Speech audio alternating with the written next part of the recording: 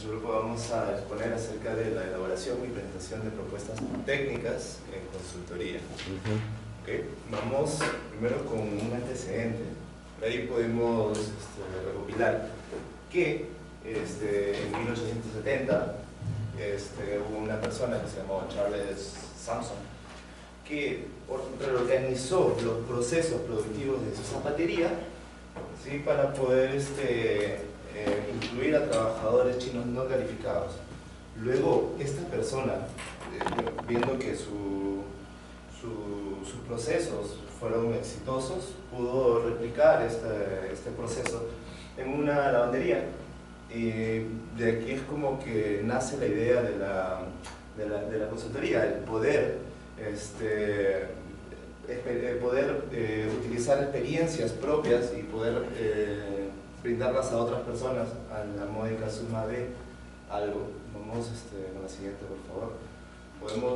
Tenemos un par de definiciones de consultoría. Primero, una consultoría como algo tangible, ¿no? Es una organización, una empresa de servicios integrada por profesionales capacitados, especialmente en una determinada área, que se dedica a aconsejar sobre cuestiones de tipo técnico, que despliegan su actividad en ámbitos diversos, básicamente su experiencia.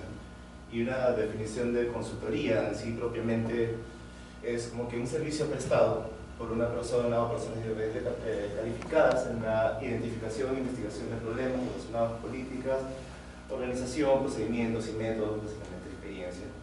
¿Okay?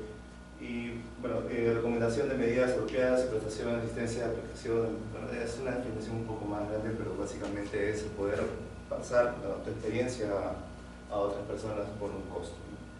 Vamos. A ver, antes de tocar esta parte de los campos de aplicación de consultoría, me voy a intercambiar a este librito, que es un libro de la Organización Internacional de Trabajo, que menciona unas frases interesantes, ¿no? Vamos a un poco leerlas, algunas. Todo hombre, por sabio que sea, necesita el consejo de algún amigo sagaz sobre asuntos de la vida. Interesante. Muchos reciben consejos, pero pocos son aprovechados. De nada es tan prodijo el hombre como de sus consejos. En fin, hay mensajes o consejos interesantes. Hay uno que me llamó la atención, ¿no? O sea, desde el punto de vista de que lo tome un empresario, y en particular en nuestra sociedad, donde una variable a predominar es el tema de precio. Entonces, bajo ese contexto, esta frase me pareció bien interesante, ¿no? El asesoramiento gratuito a menudo es demasiado caro, ¿no? Entonces, ojo con este comentario. Entonces, sobre esto regresamos a nuestra presentación.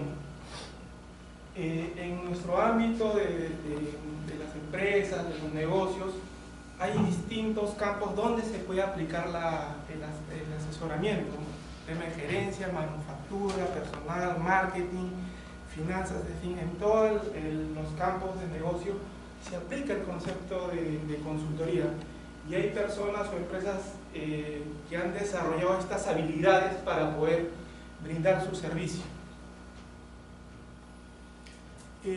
Así como mencionamos el área, ya comienzan, digamos, a afinarse ciertas especialidades. Así, por ejemplo, tenemos el área de consultoría estratégica, ¿no? Que está orientado a afinar o llegar a ayudar a la empresa, a los directivos, a la gente que tiene mando a conseguir sus logros, sus planes estratégicos, ¿no? Bueno, y acá, como menciona el slide, hay algunos temas que también dentro de la consultoría de este punto aplican, ¿no? Planes de empresa o de negocio, planes de diversificación, internacionalización, relevo generacional, en fin, ¿no? Todo un tema orientado al tema de consultoría estratégica. Otro tema también es un tema de consultoría a nivel de lo que es la parte económica financiera, es decir, la viabilidad de un proyecto, si podemos aplicarlo, ¿no? Se estudia el tema de todo lo que son inversiones, si amerita o no adquirir un servicio de consultoría para tal o cual servicio orientado en donde se va a invertir. El tema de marketing, comercialización, de repente una empresa no tiene un área de marketing, también se podría utilizar una consultoría para promocionar. O sea, la empresa que no vende tiende a decaer, ¿no? Así. Y hay empresas o consultorías especializadas. Se puede hacer temas de impactos ambientales, temas de investigaciones de cosas que aún no están en desarrollo, especialistas puntualmente que ya son, bueno, que no son muy cotidianos, ¿no? Son casos puntuales. Entonces también hay tipos de consultorías especializadas. Hay un tema también que se tiene que ver, ¿no? O sea, el perfil del consultor, de la empresa, tiene que tener valores. Casos prácticos que podía yo comentar con respecto a unas experiencias que tengo en el tema de elaboración con proyectos al Estado, ¿no? Cuando dicen, no sé, pues se desea elaborar una consultoría en elaborar un expediente técnico. Por lo general se ve que independientemente del servicio donde se apunte, si utilizas unas bases, que utilizan esas bases, copian y pegan, y no tienen el contenido, o sea, no tienen el tino de poder investigar qué es lo que están pegando y están utilizando unas nuevas bases. ¿Por qué? Porque esa información o puede ser desactualizada o puede ser dirigida. Entonces, ese tema ya uno cuando sale a producción impacta, porque hay variables que no se ha considerado. Por ejemplo, es tecnología desactualizada, es que apunta a una sola marca, el tema de costos, no se ha medido el costo, o sea, se ha valorizado con valor de un año y en el tiempo eso se ha desvalorizado, ¿no? Todos esos temitas tiene que tener claro una empresa que hace estos temas de consultoría, de tener ética, ¿no? O sea, básicamente ser profesional en su trabajo, y eso está relacionado al tema del perfil del consultor. Otro tema que también se considera cuando se hace estos trabajos de consultoría es la responsabilidad que tiene el consultor y la responsabilidad que tiene el cliente. El cliente pues tiene que indicarnos cuál es el problema, tiene que definirnos los objetivos que desea lograr. Obviamente va a tener que seleccionar el consultor. El consultor, dependiendo del tipo de rubro de empresa, puede ser privado o Estado. Si fuera Estado, está acotado a un marco legal, ¿no? O sea, hay unos parámetros que lo acotan, no es tan flexible como un privado, donde cada entidad privada maneja ciertas variables que es distinto al Estado. También, bueno, obviamente el tema de supervisión de los procesos, evaluar los resultados y obviamente a la empresa consultora. Y otros temas que va de la responsabilidad del consultor. Por ejemplo, ya la experiencia te dice cuando uno se lanza a una propuesta, tiene que tener llegada a nivel de decisión. Es decir, si tú sabes que tu propuesta va a un lado técnico, es muy probable que no ganes, ¿no? Porque no tienes el sponsor del director, y viceversa. Cuando tú ganas la consultoría, se convierte en proyecto, pero si no tienes a la gente de decisión de tu lado, muy probablemente el proyecto fracase, porque la gente de decisión no está alineada con el proyecto. Entonces, otro tema. Otro tema. La consultoría es un servicio y sí o sí tiene que haber un intercambio, una percepción económica, tanto del consultor que ve por un tema de vender sus servicios y la entidad que va a recibir una mejora en algún tipo de proceso de negocio.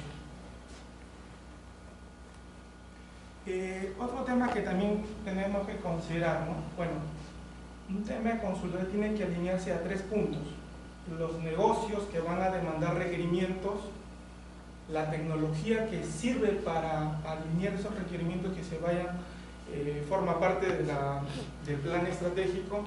Y después hay un tema que no se considera, ¿no? Que es el tema del capital humano, es decir, hacemos un proyecto, requerimos una consultoría para que solucione tal cual problema, pero no se considera, una vez implementado esto, la parte operativa, o sea, la gente que va a operar este proyecto, este proceso. Por lo general, eso no se considera, y por eso que hay proyectos que se caen, o hay trabajos que no vienen al caso, porque eso, el que hace el requerimiento no ve del lado de recursos humanos, no sabe el tema de un requerimiento puntual, cómo lo soluciono, pero no ve si tengo gente para en verdad operar este nuevo requerimiento. Bueno, si en primer lugar vamos a cambiar la C por una S. Perdón. Pero continuando con la exposición, hemos podido identificar que existen, digamos, unas fases del proceso de consultoría. Podemos considerar una fase inicial, que es de poder llegar al cliente, de poder hacer un vistazo rápido de cuáles son sus necesidades y hacer unas propuestas y plasmarlo en un contrato. Esa es la primera parte de una consultoría, poder tener un contrato firmado por el cliente donde te va a permitir comenzar a hacer tus labores de consultor. Luego de que ya tenemos un contrato, ya podemos empezar a trabajar en un diagnóstico. ¿Okay? En este diagnóstico nosotros tenemos que ver cuáles son los problemas, ¿okay? Hacer un análisis detallado de la causa, de cuál es el problema, cuáles son las causas del problema, si el cliente puede enfrentar esto de aquí, si es que requiere alguna inversión o cualquier tipo de duda se le puede sacar en este diagnóstico. Luego ya se viene una parte de planificación. ¿Okay? Habría que elaborar las soluciones, evaluar las opciones, darle la propuesta al cliente y plasmarlo en un informe. Ya sea el caso de que se requiera una implementación, porque a veces uno quiere una consultoría y termina en un informe y otras no puede hacer un seguimiento, un control de un proyecto. Okay, entonces, bueno, una implementación, básicamente es ya el desarrollo y la gestión y el control de la actividad que se plantea. Y luego la terminación, que vendría a ser finalmente entregar un informe final, ver si es que más adelante van a haber algunos otros contratos, ¿okay? Ver temas de brindarle la información al cliente para que pueda, como dijo mi compañero, continuar con la operación de este proyecto. Vamos a ver algunos un poco más a fondo cada uno de estos. ¿Okay? En la fase de iniciación debería lograrse el intercambio de expectativas, metas y roles, quienes van a ser los actores dentro de este proyecto, porque básicamente esto va a terminar en un proyecto. ¿Okay? Acuerdos sobre términos, métodos y técnicas a utilizar. Esto es básicamente para poder plantear la metodología que uno va a poder poner en el contrato y que va a seguir más adelante. ¿Okay? Preparación inicial de todos los implicados, claro, hay que definir los actores, como habíamos comentado. Acciones, ¿qué acciones van a tener que tomarse en las fases de aplicación? Bueno, un diagnóstico preliminar, no un diagnóstico muy avanzado, porque esta fase de aquí se requiere solamente para poder tener un contrato y una planificación para poder obtener una propuesta. Vamos más adelante. En el diagnóstico debe definirse con claridad lo siguiente: cuál es el problema, cuáles son las causas de ese problema, tenemos que saber por qué sucede esto, si el cliente tiene la oportunidad o el potencial para poder resolver este problema y las direcciones posibles de las medidas para poder llevar ese problema. Vamos con la siguiente, por favor. Planificación de las medidas. Podemos clasificarlas en directas e indirectas. Las directas son las que se pueden resolver rápidamente y sin la necesidad de mucha planificación. No se requieren estudios profundos, son resultados tangibles y a corto plazo, son órdenes directas de alguien que puede dar esa orden, que tiene ese poder, y no cuesta mucho trabajo. Y las indirectas son, por el contrario, son muy reflexivas, dependen de una decisión quizá de un proveedor, de alguien externo, requieren estudios profundos, requieren una preparación y tienen resultados muy largos. Vamos a la siguiente, por favor, de la aplicación. Okay. Son las tareas a realizar, podríamos dividirlas, okay. Preparar las condiciones y la implementación. O sea, si es que nosotros vamos a llevar la gestión de este proyecto en el cual estamos involucrados, primero tenemos que preparar las condiciones, que son las ejecuciones de las acciones directas, las cosas que salgan rápidas, y, muy importante, garantizar recursos materiales y humanos. ¿Okay? Y bueno, ya en la fase de implementación es el control y avance de un proyecto mediante un diagrama de Gantt, ¿okay? Elaboración de las documentaciones, control y corrección de desviaciones. Todo proyecto no puede estar en la línea crítica. Si esa línea crítica se te mueve, bueno, tienes que buscar las formas de poder salir de esos problemas rápidamente. Y la terminación, ¿okay? Básicamente aquí tienes que entregar el proyecto, tienes que haber llegado al alcance del proyecto, entregar informes, ¿okay? Es posible que uno pueda seguir contando con otros posibles contactos, otros posibles contratos con este mismo cliente, ¿okay? Y aquí se pueden hacer negociaciones a futuro. Y después de esto debería quedar totalmente terminado el acuerdo, ya no debería haber ninguna cosa pendiente dentro de este proyecto.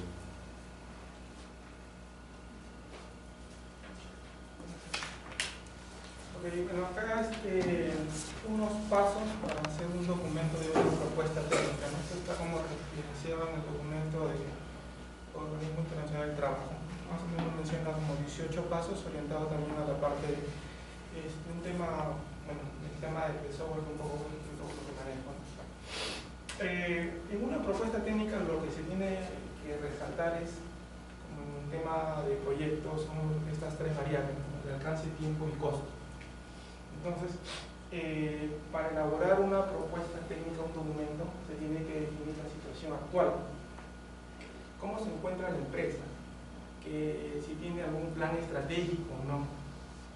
La segunda fase o la segunda tarea es definir la problemática y mejora. El conocer actual de la situación actual permite identificar los elementos que representan el problema que pueden ser mejorados.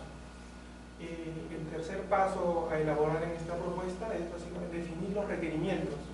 Estos requerimientos tenemos que conversar con el cliente, porque el cliente podría solicitar algo más que de repente no está en su alcance.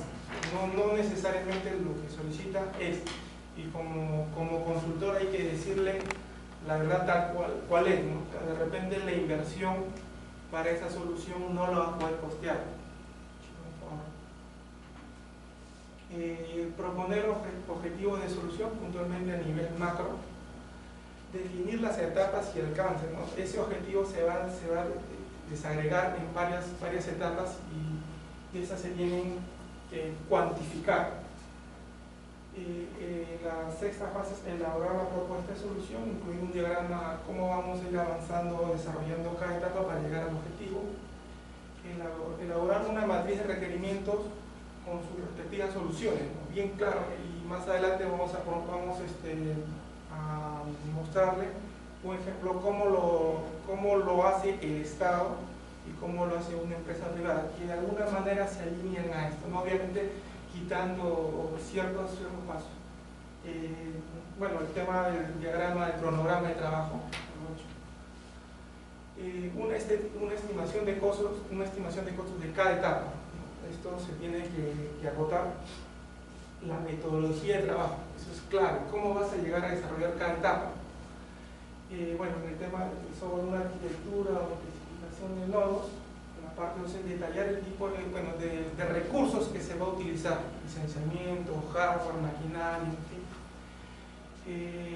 En el tema de posoperación, ¿no? Definir el soporte. No solamente el soporte, tu gente está capacitada, lo tienes que acotar. Tienes que decir, oye, tú estás pidiendo un monstruo de computadora, pero tú no, con un software totalmente de última generación que nadie lo tiene, pero no tienes gente que maneja esto. Por si acaso lo tienen que acotar para que el proyecto no caiga en el futuro, de parte operativa. Obviamente el tema de desarrollar garantía por los vicios ocultos. ¿Qué significa un vicio oculto? O sea, tú implementas un proyecto, esto entra en producción y por ahí sale algún problema no identificado, no sé, en un tema de construcción se raja, ahí aparecen rajaduras en el tema de una pared, un techo. En el tema de software, tú lo has contemplado con 100 sesiones concurrentes, hemos hecho una prueba de sesión de 100 sesiones concurrentes, en la prueba de 50 sesiones se caen, ¿no? Son temas que no se ha considerado, que a todos se les ha pasado, pero el consultor tiene que acotarlo, o sea, como especialista tiene que prever esto, temas de vicios ocultos. El tema de presupuestos y dependencias, no se asume que me vas a facilitar una computadora, se asume que va a haber electricidad, definir que está fuera del alcance. Temas de, por ejemplo, de proyectos donde hay temas ambientales, a veces no se considera el tema de la población, de las comunidades, entonces se impacta. Los compromisos del cliente y del consultor también se tienen que definir o acotar. Y todo esto al final se refleja en un monto financiero. ¿Cuánto me va a costar que yo te brinde una asesoría? Bueno, entonces son unas fases que es de libre acceso en los que están familiarizados a vender del Estado. Las fases, la convocatoria, se registran los participantes, hay unas consultas o observaciones a la previa factibilidad del requerimiento técnico, TDR que le llaman acá en el Perú, si son empresas nacionales, se llama Request for Your Information o Request for Your Proposal, ¿no? O sea, es la terminología, si habla de empresas transnacionales. La absolución de consultas del primer TDR básico se integra, se lanza formalmente por el SEACE, se presenta la propuesta técnica y un otorgamiento de la buena promo. En el estadio hay criterios para poder seleccionar, no necesariamente el que tiene el menor costo se podría decir que es el mejor, no necesariamente. Pero bueno, tiene sus criterios de selección. ¿Puedes seguir, por favor, Luis? Este es un formato, por ejemplo, de cómo lanza el PNUD su propuesta de consultoría. La última parte es la cerca donde está el tema del costo. De los 18 pasos, acá lo he resumido en 6. La siguiente, bueno, eso es todo. Bueno, ahí, no sé si por acá, voy a mostrar mi técnica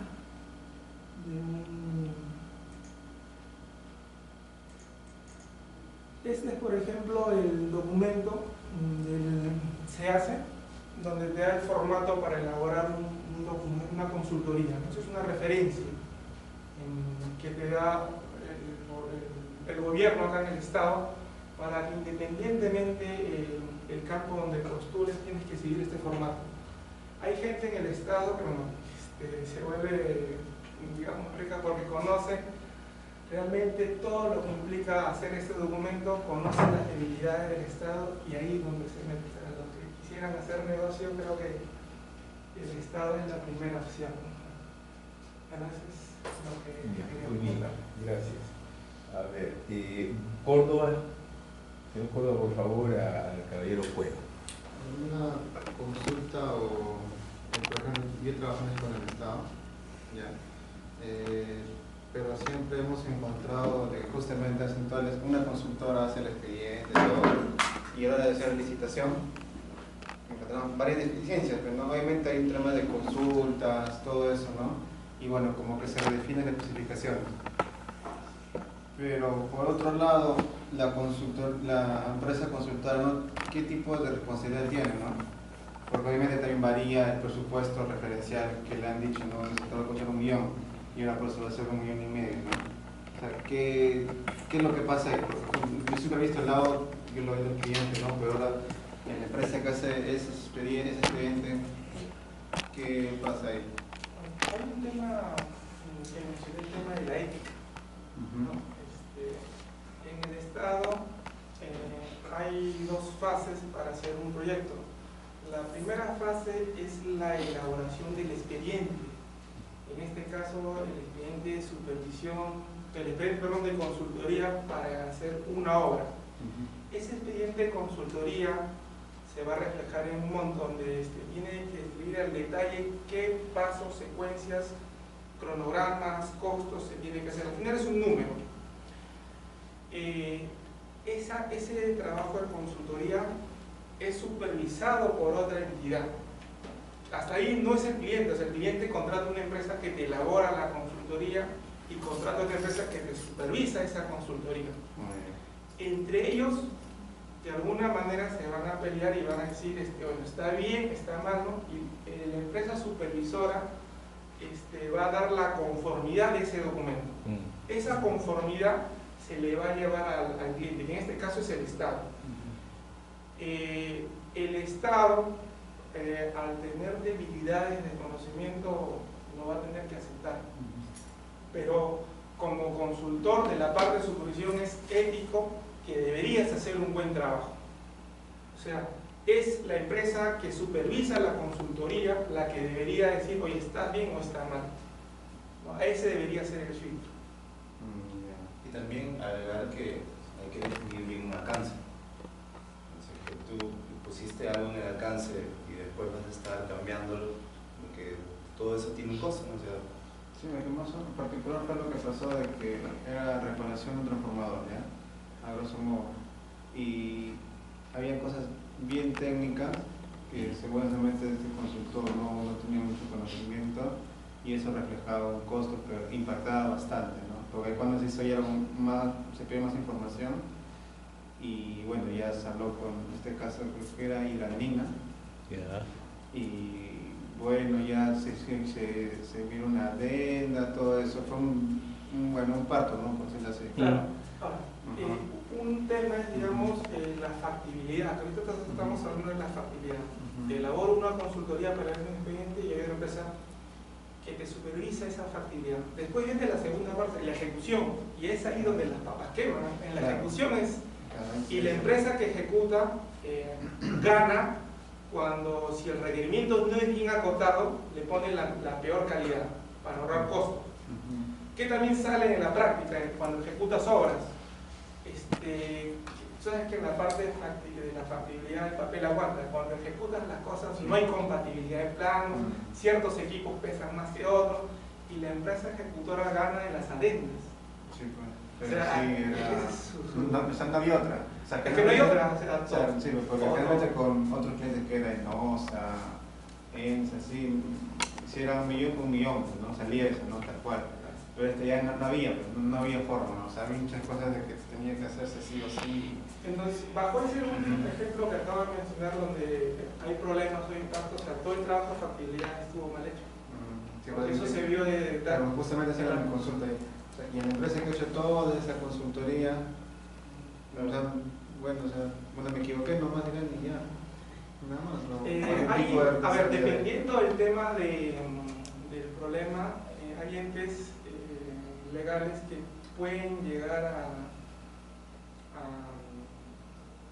penalizar porque has hecho unos malos trabajos, pero sí ahí es un tema engorroso y difícil de seguir, ¿no? Que la entidad... Ya. Vergara, Sí. por favor, a Guillén. ¿A quién le dije yo? No, pero en este caso al señor Cueve, entonces, por favor. Ya, para desglosarlo un poco, ya, para ir con un avance, para que vengan preguntas de frente. Primero, ¿por qué se crean las consultorías? porque no todos son todo. Ya. O sea, hay gente especializada y hay gente pues que quizás esas cosas no son parte de su core de negocio. Entonces no es necesario que tengan profesionales expertos en tal cosa, pero en un momento requieren hacer algo y requieren el conocimiento. Entonces básicamente existe alguien que tiene el expertise, el conocimiento y que cobra por eso. Ok, ya. ¿Por qué iba a ese punto? Porque le escuché en su exposición de que había, como lo mencionó, un tema ético, ¿no? De que puede que ocurra error, sea un copia y pega, ¿no? Y ese es un tema ético. pero iba a lo siguiente, o sea, la consultoría va como un tema de apoyo hacia la empresa, ¿no? Sí, claro. Hacia el cliente, es un tema de apoyo al cliente, ya. Pero, ¿qué es lo que pasa? O sea, falla y luego de ello, ¿cómo va más hacia el cliente? O sea, ¿cómo va más hacia adentro? ¿Por qué? Porque, por decir, ¿no? Yo también veo licitaciones del Estado, ¿ya? Y he visto, en mi caso incluso, que las licitaciones se han caído, ya, por este simple copy-pega, ¿no? Y de verdad que hasta una vez me sentí culpable porque yo hice las observaciones, ¿no? Por parte de mi empresa yo hice y el vendedor las lanzó, ¿no? Y le dijeron, no, es que hemos tenido fallas en la consultoría y la licitación cayó, ¿no? Entonces yo iba a eso, ¿no? O sea, supuestamente tú contratas a personas que te puedan apoyar, ¿no? Porque como me dices, todos no lo saben, ¿no? Pero ¿qué va más allá? O sea, bueno, no sé si el Estado tendrá un rango para ponerle alguna penalidad o si es un tema privado para ponerle una penalidad. No sé si es un pago o se llegaría a cerrar la consultoría, no lo sabría, no sé si ustedes lo saben algo. Cuando llega a ese nivel, sí hay problemas. Uno, si la empresa consultora que supervisa el trabajo ha hecho mal su trabajo, el área usuaria de la entidad de Estado la suspende. O sea, esa empresa ya no puede hacer trabajo de consultoría. Dos, la persona o el equipo de trabajo de esta consultora supervisora no es una persona, es un equipo multiprofesional. Y probablemente, no es un problema, o sea, de hecho, el responsable de la especialidad es afectado. En nuestro caso, que somos ingenieros, en el colegio de ingenieros se los inhabilita por una ventana de tiempo. Ya está manchado. Y sí se llega. Y hasta el extremo que le podías quitar la colegiatura. O sea, ya no puedes, porque en un tema del Estado se firma documentos, ¿no? Los especialistas firman documentos. Los especialistas tienen que firmar. Y ahí justamente iba para eso, ¿no? O sea, la consultoría, ¿qué tipo de personas requiere dentro de su Estado? Se supone que antes de contratar un consultor debería saber cuáles son sus experiencias, debería saber las experiencias de sus profesionales, sobre el currículum, ver si es que ellos han participado en otros proyectos similares antes. Entonces, de ahí ya podrías decir si es que tienen o no tienen realmente experiencia en lo que están haciendo, porque también el papel aguanta todo, pero hay que ser bastante juiciosos con esa parte. Ver quiénes son los profesionales que están contratando la consultoría. Imán, por favor, una pregunta para cualquiera de los dos. Mi compañera me quitó la pregunta. Qué suerte, le tengo una... Bueno, ahorita que está hablando un poco de... ¿Podríamos clasificar la consultoría según su alcance? ¿Hay alguna forma de clasificarla según el alcance? Había una parte de la positiva que debía decir. A ver, primero, una consultoría en recursos humanos de selección de personal no tiene nada que ver con una consultoría de construcción de obra o de un expediente para hacer una inversión. Son distintos, el alcance es distinto, por lo tanto hay tipos de consultoría distintos. Yo tengo varias cosas aquí que han hablado. A la hora que han estado haciendo las preguntas, no sé si se referían a lo siguiente. Usted sí dijo las cosas así, porque era el Estado normalmente para hacer la supervisión de la supervisión del contrato, del servicio, de la obra, normalmente contrata o a profesionales o a instituciones, ¿está bien? Que le hagan el seguimiento, la conformidad, y le vean la conformidad de acuerdo a unos parámetros que están establecidos, que están probablemente en el contrato que se ha firmado con la empresa que ha sido la ganadora de hacer la obra o el servicio. Entonces hay una ejecución, hay unos entregables y esos entregables tienen que ser verificados por alguien. Como la institución del Estado no tiene gente, contrata a alguien que se supone que debe saber. Se supone que debe saber. Ahora, ¿y por qué se supone? Porque si es el Estado, todos pasan por la OCE. Si es el Estado, pasa por la OCE. Si es una empresa privada que está contratando a otra empresa privada, ese es otro problema, porque no necesariamente puede seguir la norma de la OCE. Lo máximo que vas a pedir es la gente que tiene experiencia, y los que están trabajando en la empresa, lo que hacen es, la empresa privada que va a contratar servicios, examina pues la reputación, los trabajos. Ellos no se preocupan por la conformidad de la obra. Es una empresa privada, lo que hago, lo llamo.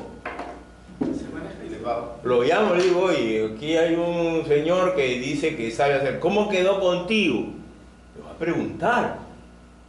Oh, no te imaginas los problemas que tuve con este señor, doctor. Mira, yo y lo recomiendo. No, te dice, ni hablar. Se acabó, no tengo nada que hacer ya. Ya no lo contrato. Por lo menos que me lo ha puesto barato y me ha contado las cosas son maravillosas. O sea, yo como empresa privada, yo confío en eso. Más que en un papel que me da la conformidad. En el Estado peruano, si te dan la conformidad de un servicio, de una obra, vale el mínimo, el 20% del valor del proyecto. O sea, yo pagaría como proveedor por ese documento, independientemente que lo he hecho mal. Porque ese documento vale oro para mí, la conformidad del servicio o de la obra. Puedo tener hasta juicios, pero la institución me dijo que estaba bien.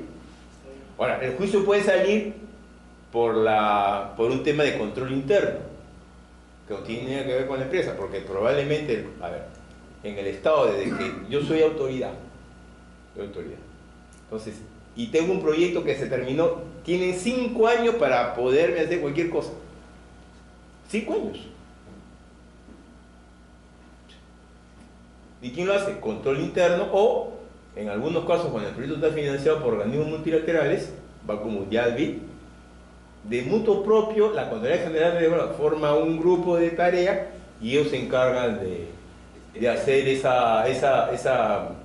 ese control posterior, ¿no? En el Estado, aparte que hay una supervisión de la empresa, bueno, sea en la parte de supervisión del cliente o supervisión de obra, hay un control interno. El control, o sea, claro, control lo que pasa es que el control interno en el Estado, todas las entidades del Estado peruano, que no es igual una ejecutora, todas las entidades del Estado peruano tienen un control interno. La UNI tiene un control interno. El jefe de ese control interno lo pone la Contraloría General de la República, le paga la Contraloría General de la República, excepto en el Congreso de la República. No, en el Congreso de la República ellos son los que lo ponen.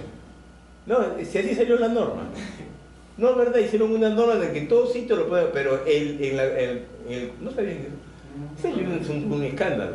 A la hora que firmaron eso, firmaron la norma, salió que el Congreso elige a su contralor. Es la única institución en todo el Perú que elige. El resto es la institución. Yo tengo muchos amigos en Contraloría de la República. Entonces, cada 3 años rotan, y rotan geográficamente y de sector, y se vuelven los jefes de eso. Pero los que están debajo los contrata la institución, y que saben de control interno también, pero no dependen de la Autoridad de la República, ¿ya? Así funciona. Entonces, puede ocurrir de que usted está en otras cosas, pues, porque hizo un trabajo hace 5 años y faltándole 6 meses le llega una notificación de la Contraloría General de la República y le dice: tiene usted 72 horas para levantar todos estos hallazgos.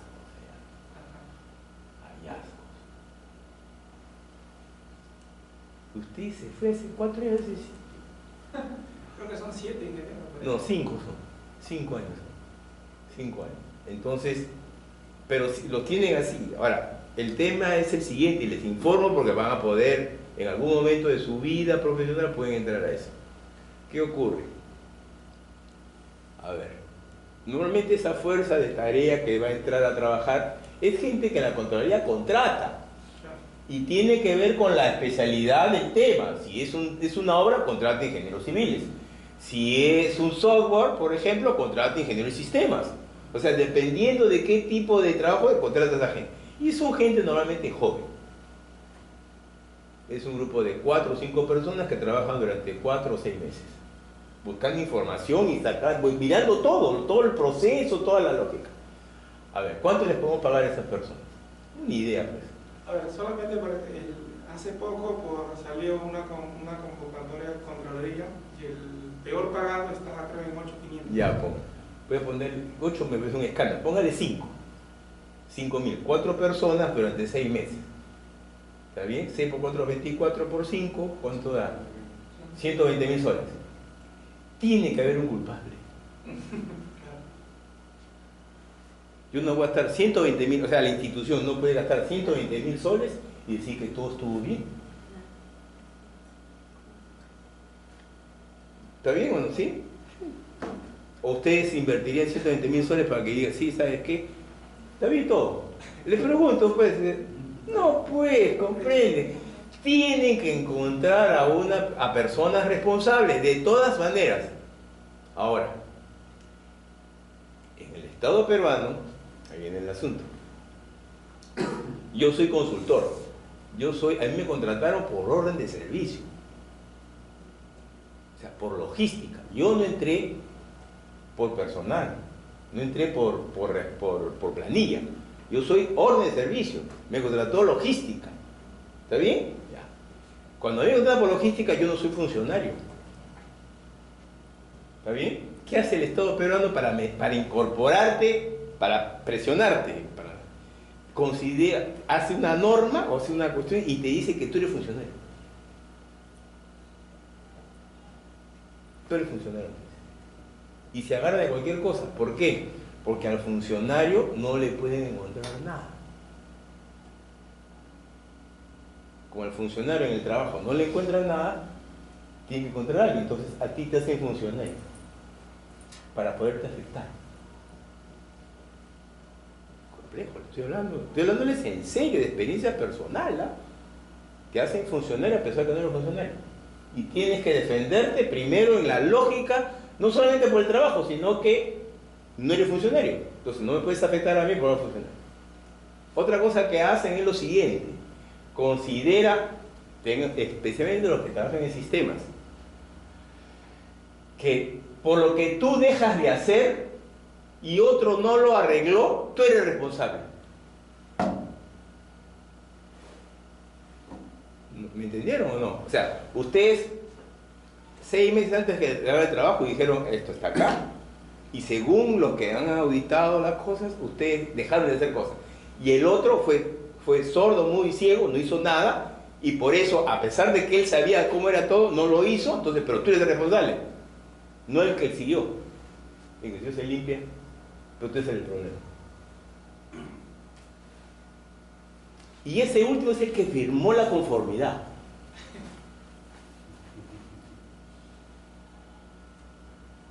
¿No me entendió, Ley? Sí. ¿No me entendió? Le voy a explicar qué ocurre. El que firmó la conformidad no la debió haber firmado, porque estaba mal hecho. ¿Está bien? Y de él dependía en su periodo que las cosas saliesen bien. Pero ¿qué hacen? A él lo exoneran, da la conformidad, pero al que le echan la culpa es al anterior. ¿Y eso cómo se entiende? Esa es una buena pregunta. Se entiende lo siguiente: han limpiado al que dio la conformidad que no se vio haber dado. Pero como se le dio, a alguien tengo que echarle la responsabilidad. No le doy la responsabilidad al que firmó, le doy la responsabilidad al que, según ellos, no hizo lo que debía hacer.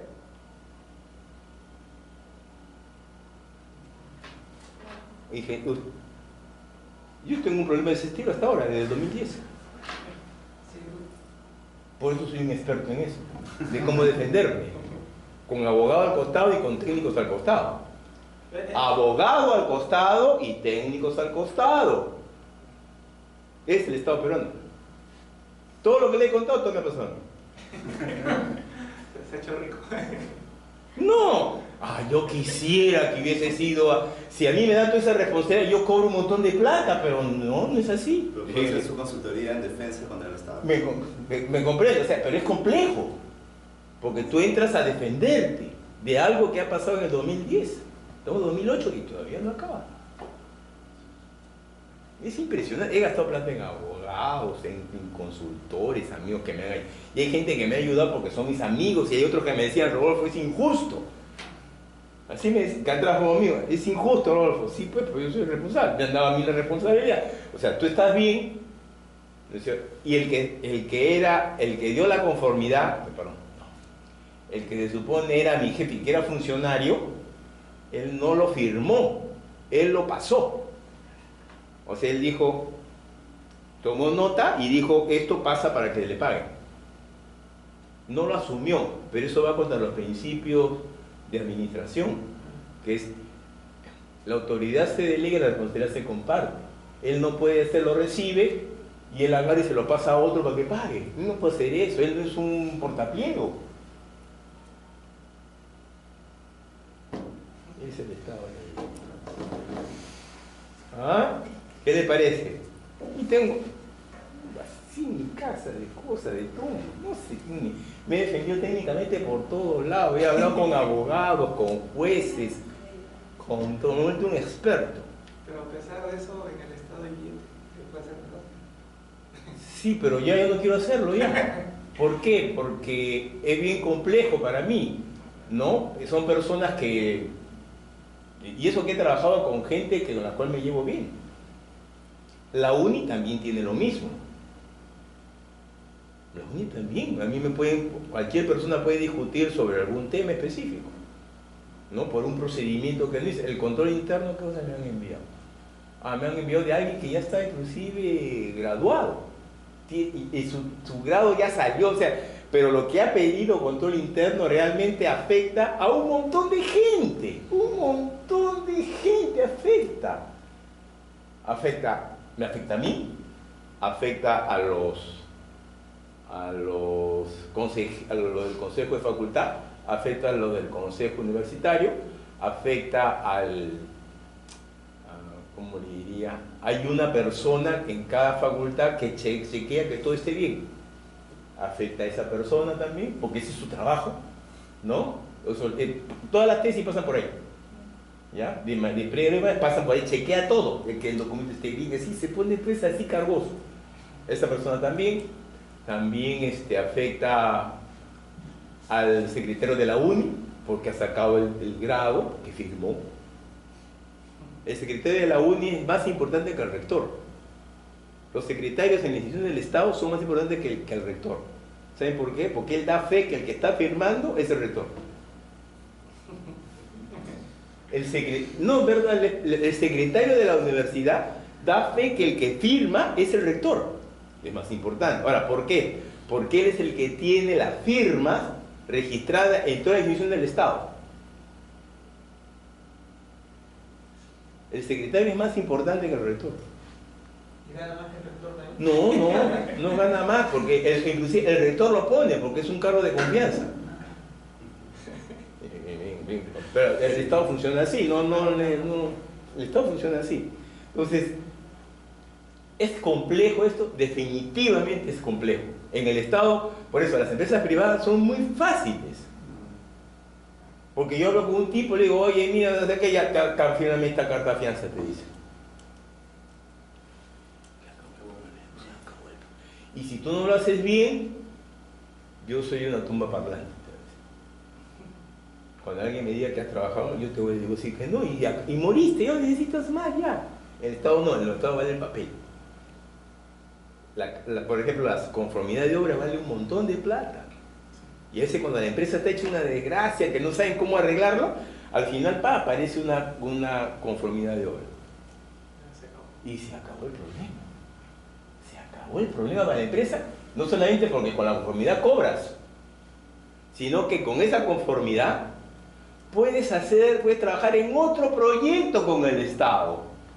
Y de repente ese trabajo que está firmado te da una capacidad de tales que es una valla para otros proyectos. Entonces tú nomás entras. Es genial. Entonces, esa carta de conformidad vale un montón de plata.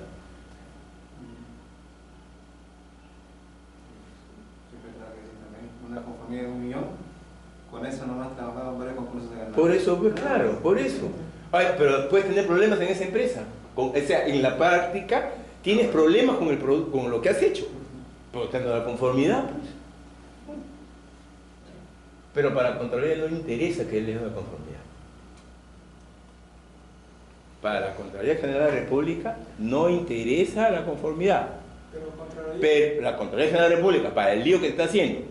Pero en ese o esa conformidad tú puedes postular donde sea.